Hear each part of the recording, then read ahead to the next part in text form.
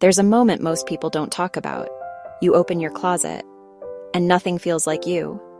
The clothes are fine, some are beautiful, some are expensive, some still have tags. But when you look at them, you feel disconnected.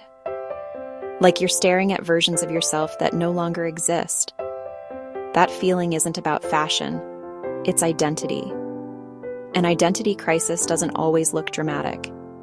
It doesn't always come with a breakdown or a big life announcement.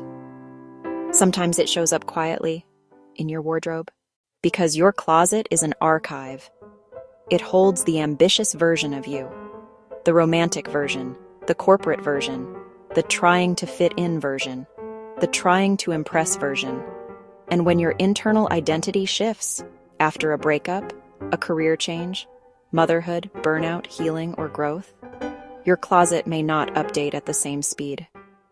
That gap creates tension. Psychologically, we all build identity through roles: daughter, partner, professional, friend, caregiver. Each role influences how we present ourselves, and over time, we accumulate clothes that match those roles. But what happens when the role changes? What happens when you leave the job? When the relationship ends? When you outgrow the friend group? When you stop needing approval? The clothes stay. And suddenly you're faced with a quiet question: who am I now? An identity crisis in the closet often shows up as confusion. You try things on. You change outfits 3 times. You feel either overdressed or underdressed. Nothing feels aligned. That misalignment creates subtle anxiety, because clothing is one of the fastest ways we communicate who we are before we speak. When you don't know who you are becoming, dressing becomes harder.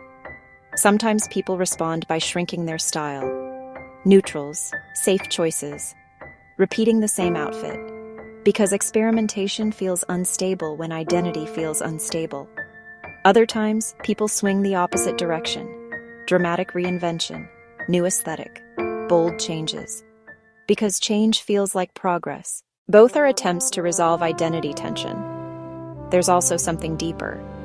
Closets often hold aspirational identities. The person you thought you'd become, the body you thought you'd have, the lifestyle you imagined. Letting go of certain pieces can feel like letting go of that dream. So they hang there, silent reminders of an old narrative. But identity is not fixed. It evolves. The discomfort in your closet might not mean you need more clothes. It might mean you're evolving faster than your wardrobe. And that's not a problem. It's growth. The key question becomes, are you dressing for who you were, who others expect you to be, or who you are becoming? An identity crisis isn't failure. It's transition. And transition always feels awkward before it feels aligned. You don't need a dramatic makeover to solve it. You need reflection. What feels true now? What feels heavy? What feels performative? What feels like relief? Your closet can become a mirror, not for judgment, but for awareness. Sometimes the most powerful shift isn't buying something new. It's removing what no longer represents you. Because identity isn't found in trends. It's revealed in alignment. If you've been feeling disconnected from your wardrobe lately, maybe it's not confusion. Maybe it's evolution. If this resonated with you, subscribe and join this space. We're building a community where women explore identity, healing, and self-expression through fashion. Where we don't just talk about clothes, we talk about who we're becoming.